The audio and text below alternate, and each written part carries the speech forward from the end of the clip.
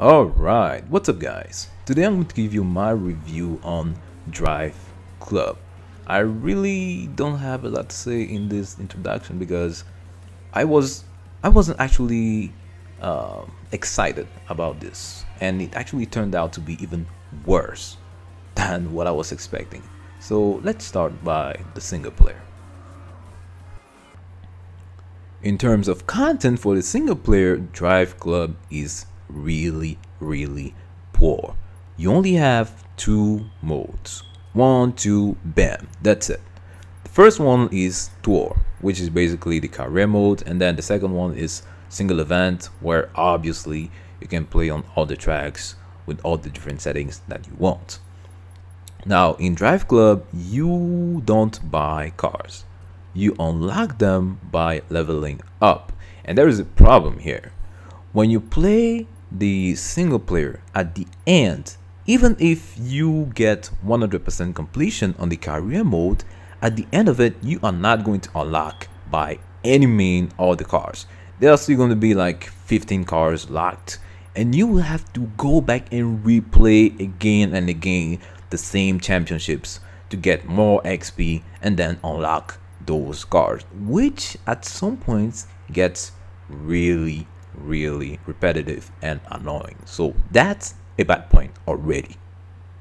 Some other things that you can do, you can change the driver. You can have a woman or a man driving. You even have one that looks like Superwoman or something. So that's cool. But if you look on some other points, you have the challenges. Now in this game you can create your own challenges. You can send them to your friends or member of your crew, because the game is very connected. Everything that you unlock on the single player, you also unlock it on the multiplayer.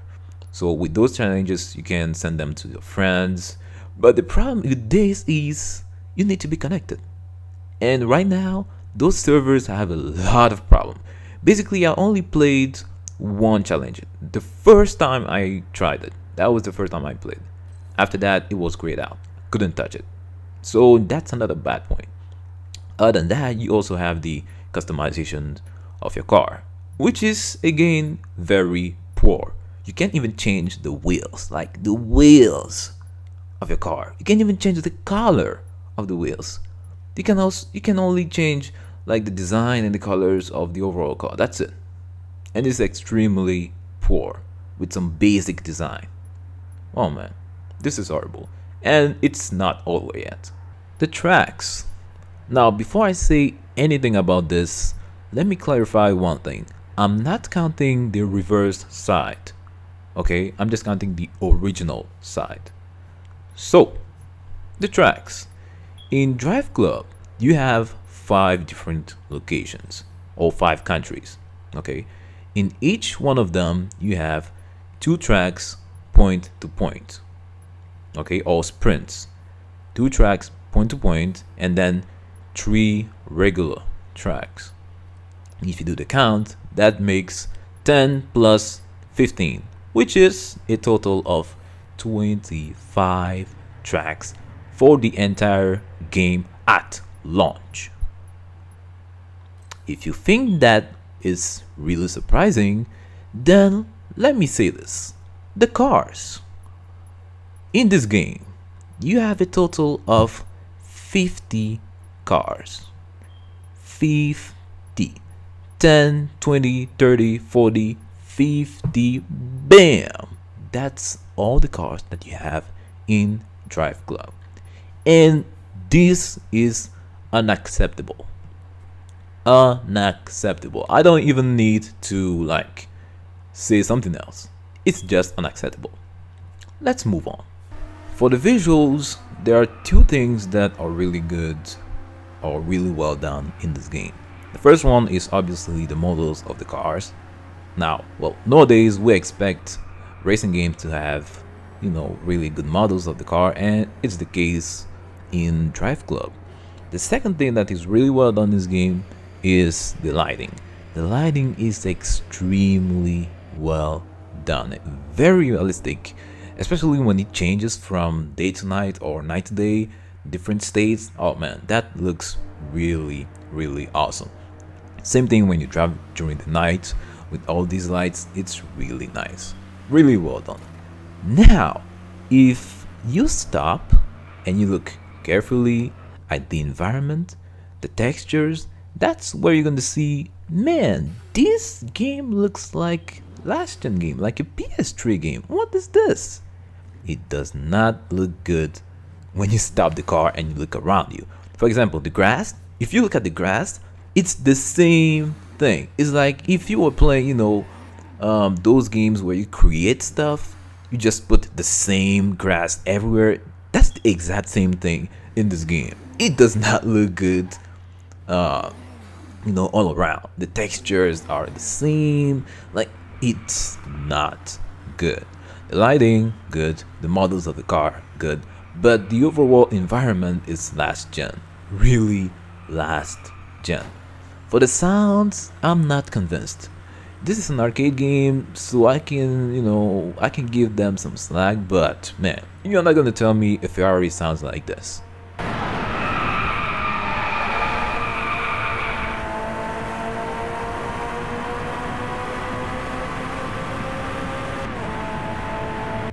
Yep, I don't think a Ferrari sounds like that in real life.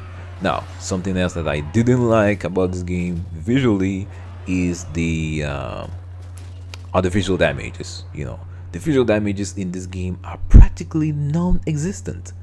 You do crazy super crashes, your car turns around, but it's like nothing. Barely any deformations, no part of the cars comes off. You just have some paint that comes, like, what is this? Like, we are in 2014, people. I expect all the racing games to have somewhat a detailed deformations on the cars, that the front bumper comes out or something, like something. So that's another point that I didn't like. Now, I'm going to finish this part with a good point, and it is the smoke. The smoke in this game is really well done, and I like it. That's the detail that I want more developers to work on in racing games, and they did in Driveclub. The smoke is really, really well done. I like it. So yeah, basically that's it for the visuals and sound, and now let's get down to the real business, the gameplay. The gameplay in Driveclub is fun, but it's only fun when you're playing it in the single player, which is not good in a racing game. In a racing game, the gameplay has to work when you're playing it alone and when you're playing it with other people, which is not the case in Driveclub. It only works in the single player. Why? Because in Driveclub, the cars are heavy. Who says heavy cars says limited amount of control and movement at high speed.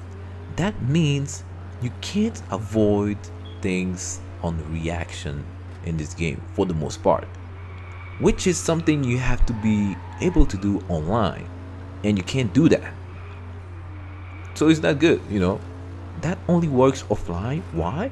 Because the AI drives well. You already know that the AI is not going to move like crazy, so it's okay offline, but online is not the case anymore. You're playing it with humans that are unpredictable, and it does not work, and it's not good. So yeah, the gameplay in this game only works offline or in a single player, but does not work online. Now, even with all of these negative points, there is at least one thing that I like in this game in terms of gameplay, and it is the fact that in Driveclub you don't have flashbacks. You don't have this freaking rewind that you see in almost every single racing game nowadays, and I liked it. We are playing it old school style. I liked it. But the absence of rewind leads to a bigger problem online. Before I get into the details with that, let me explain to you guys the overall structure of the online. To play in the multiplayer in Driveclub, you only have one choice and it is to go through the event browser. That means in this game you cannot create your personalized lobbies, which is completely unacceptable for a game at launch. This is a standard. Like, you don't even think about it. It should be in the game, and it's not in this game. People, this is not the worst part about this. Now, when you get in this event browser, you have lobbies that are automatically created. And in order for you to join a lobby, you have to register, which is completely dumb. Why? Because a lobby can only handle 12 players. Let's say 20 players register for the same lobby. There are going to be 8 players that are going to register for nothing. Why? Because there is no way that the game is going to tell you this lobby is already full. Why do we have to register in order to get in the lobby? It's completely dumb. In other racing games, if a lobby is already full, it creates automatically another one and send you there. That's how it's supposed to be done. Not this registration crap. What the hell is this? This is not good. And again, people, this is not the worst part. Now let's talk about the gameplay aspect. You cannot total your car in this game, and people, that is extremely bad. Just imagine, noobs and people that don't know how to play, guess what they're thinking? Well, I can't total my car, so nothing's gonna happen if I crash into the wall at the high speed. I don't care. People on the track with me, I don't care about them. Nothing's gonna happen to me. And that, people, is extremely bad. Maybe they are not thinking like that, but that's the effect that the game gives them. The game does not help you drive clean. Actually, driving clean in this game most of the time is not really rewarding. Remember what I said. You know, the gameplay in this game is really heavy, and sometimes it's very hard to overtake because you can't change direction very quickly at high speed, and that leaves you one option, which is go straight. You know, at the worst, sometimes you're gonna hit somebody and don't even care. You know, that's how I fought sometimes in this game, and it's not good, really not good at all. And people, this is just horrible. Not only that, you have problems with the hitbox of the cars. You have invisible cars that are racing with you. Like, man, what the hell is wrong with this?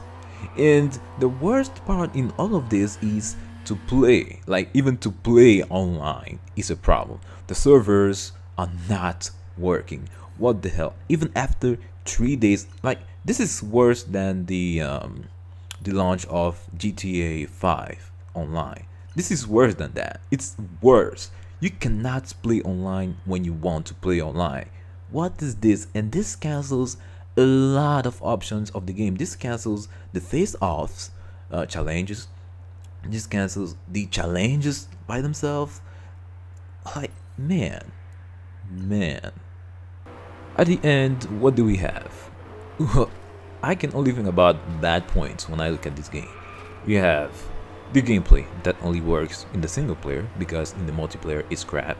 The entire multiplayer and the structure is crap. The numbers of cars, 50, is crap.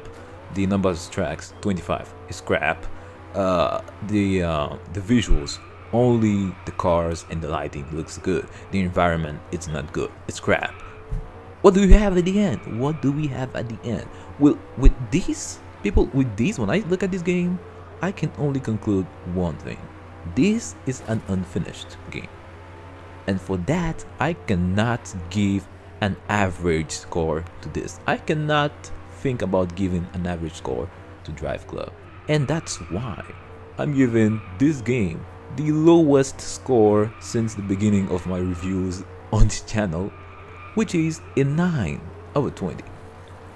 Yes, a 9 over 20. Not even average, I'm telling you. This game is worth $10. To me, this game is worth $10 right now. It's just tell you how bad it is. Alright, and I'm not hating, I'm just telling you what I experienced. you know. So yeah, that's my review on Driveclub. Don't waste your time on this, people. It's not worth it. And yeah, thanks for watching. God bless you. Check my other reviews. The link will be in the description. And I will see you on the next one. Alright? Bye bye.